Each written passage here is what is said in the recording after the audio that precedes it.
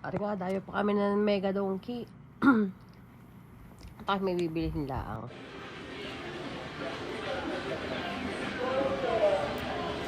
Ito ang tinatawag nila discount store.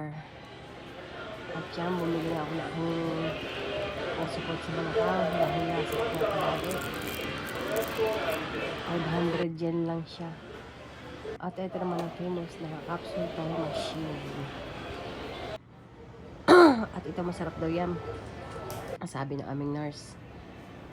Gala tayo. Ayan. Ubus na mga paninda. Paggabi na dito, nakakatuwa. May mga discount kasi talaga ng mga sa Pilipinas. At ito nga yung pizza na lagi namin binibigyan.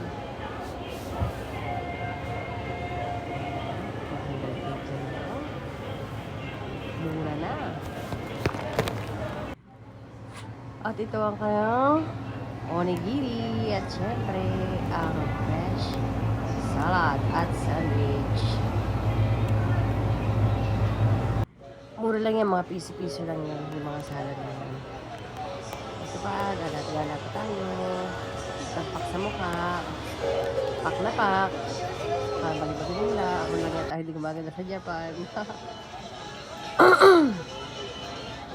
At yan pa, mga pampakonderete. Pampinta ng mukha. Napakaganda. Wala tayong pambili niyan. Ay diba, lagi lang tayo natural. Kaya sabi ng aking anak, diba ako gawin mag-imat ako. Mag-makeup. Para magmukha naman akong tao. At ito ang mga fake nails. Bibisahin. Diba, ang ganda. Ang ganda rin ang presyo yan. Ito naman yung mga pamukha naman. Vitamin C. Ito ang kailangan natin C. Vitamin C. Siligang. Joke lang. At ito ang hatamugi.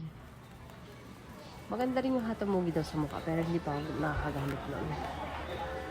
At yan po ang ating discount store. Talaga naman mababa sa Mega Donkey. Kahit sa ano meron ito. O dito naman tayo sa mga brand.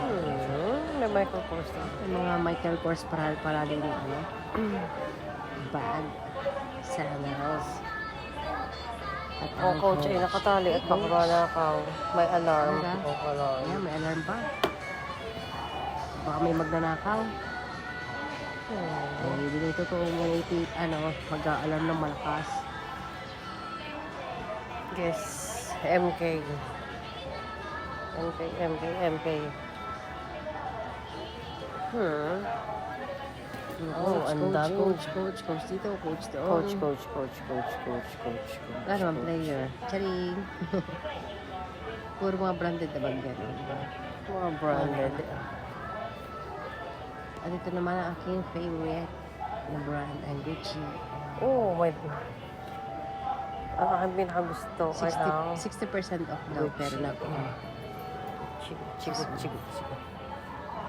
Hindi na. Gucci, 60% off na.